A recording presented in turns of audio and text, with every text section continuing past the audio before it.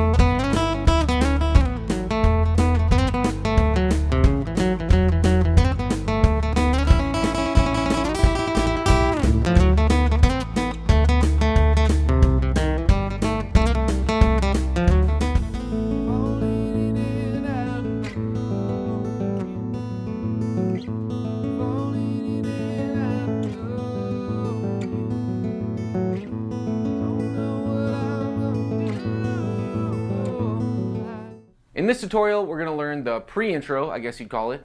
Then we'll learn the intros, verses, and choruses. We're going to learn the outro, or the falling in and out of love with you section, in its own separate tutorial. So to start, we're going to do this.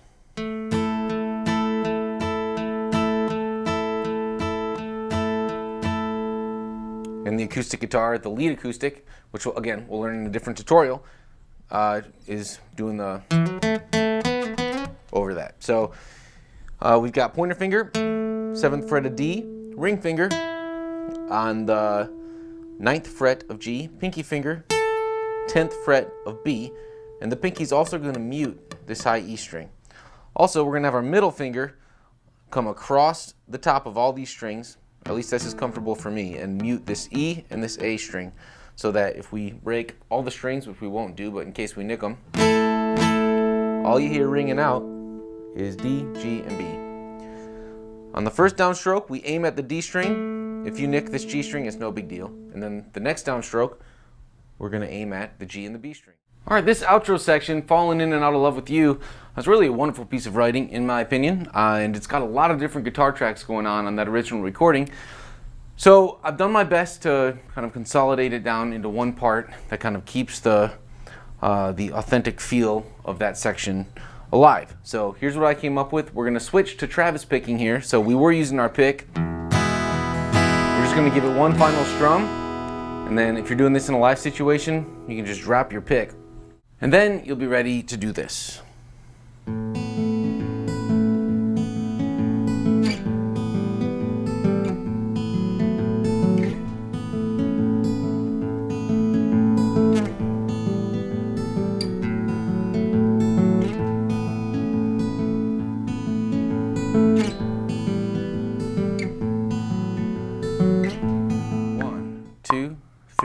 Go.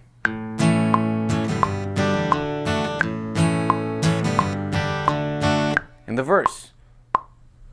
1, 2, 3, go.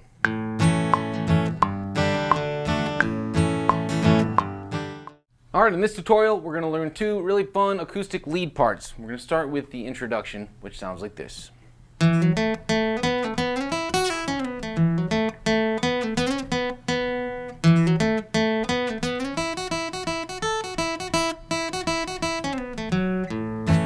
Then you're into the regular introduction right before the verse. So we're going to start here on the 2nd fret of D. Let's learn just this much first. Then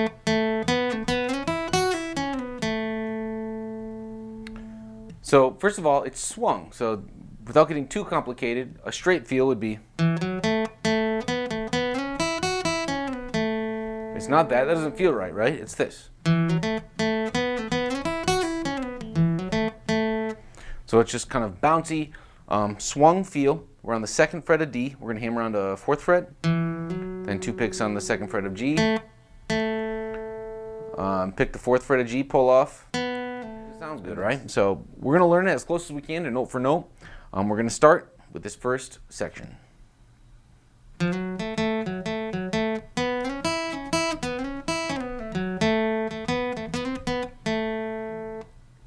All right, so we're here on the 3rd fret of the D string. We're going to slide up to 4, then 2 picks on the 2nd fret of G, then back and forth a couple times. And then we're going to... All right, in this tutorial, we're going to learn this electric rhythm part, which is subtle, but it's very important. If you're playing in a full band situation and you're the only lead guitar player, you might choose to either play this and the acoustic lead all on the acoustic, or you might choose to play everything, including the acoustic lead, on the electric, just so you don't have to be switching guitars all the time, which wouldn't make sense in a performance situation. So either way works, but we're going to play it like you hear it on the record, with this electric guitar doing what we're doing over the verses and choruses. So the first verse part looks like this.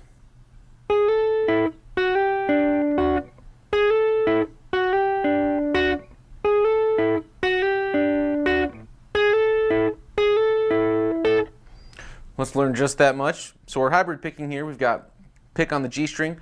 We're going to be clucking this B string with our 2nd finger on our right hand. And we're hammering on from 9 to 10. And solo. 1, 2, 3, go.